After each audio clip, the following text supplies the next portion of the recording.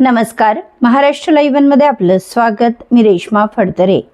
Talegaon MIDC police Thane हद्दीत गुरुवार दिनांक 8 जानेवारी रोजी सायंकाळी 6:30 वाजण्याच्या सुमारास 9 लाख उमरे येथे किरकोळ कारणावरून 3 जणांनी मिळून फिर्यादी यास धमकी देऊन शिवीगाळ करत मारहाण केल्याची घटना घडली आहे।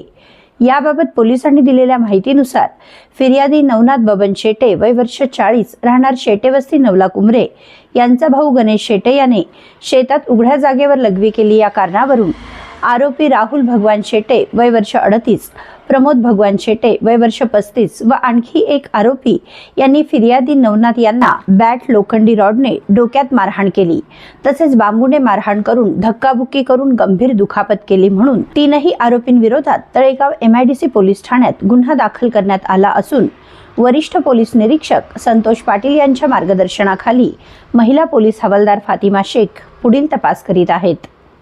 आपल्या परिसरातील घडामोडी जाणून घेण्यासाठी महाराष्ट्र लाईव्ह सबस्क्राइब करा व बेल आयकॉन प्रेस करायला विसरू नका। धन्यवाद।